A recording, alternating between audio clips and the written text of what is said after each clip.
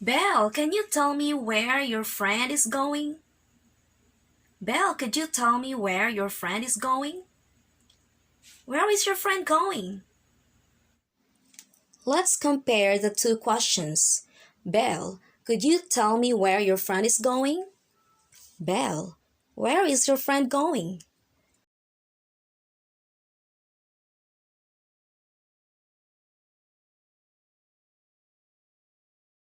Hello guys, welcome back to my channel. My name is Beldy and welcome to my English class. In this video, we are going to learn embedded questions. What is an embedded question?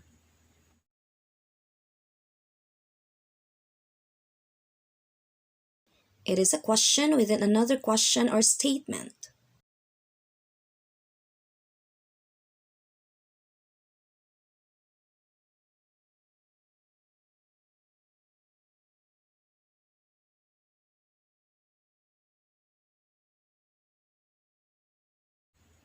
Regular questions like, where are you going? Why are you here? Why are you so sad? Why are you so excited? What will you wear tomorrow? What are you going to do tomorrow? How can I go to the cinema? How can I go to school? So those are the regular questions. But one must say embedded question.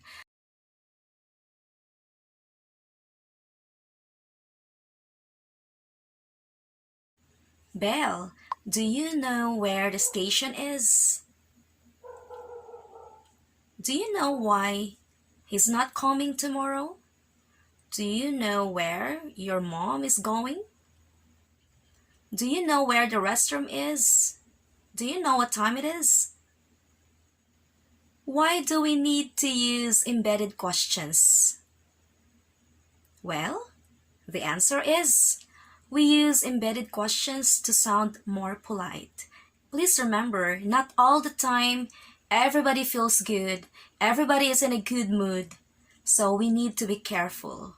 Example, you are at the airport and there's a security guard. You want to know where the restroom is. You can also ask, guard, excuse me guard, where's the restroom? Or without saying excuse me.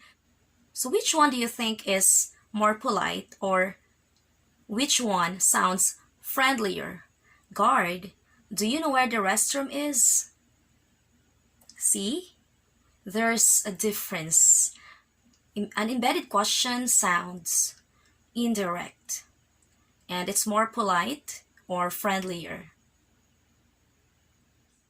Ang embedded questions ay ginagamit po para maging polite yung ating dating sa ating tinatanungan na tao. Kapag tayo ay nagtatanong, we sound polite or friendlier. Di ba mas maganda naman pakinggan na, alam mo ba kung saan yung restroom? Kesa, saan ba yung restroom? Okay lang yung kung good mood yung tinatanong mo, pero pag bad mood, baka sasagot siya na, bakit? Hindi mo ba alam? Wala ka bang mata? Baka tatanungin kayo ng ganyan. Lagot kayo. So, embedded question is used to sound polite and friendlier.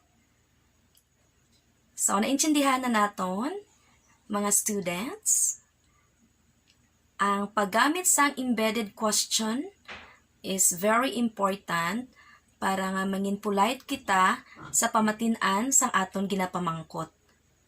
For example, kung maghambal ikaw nga, where is the restroom?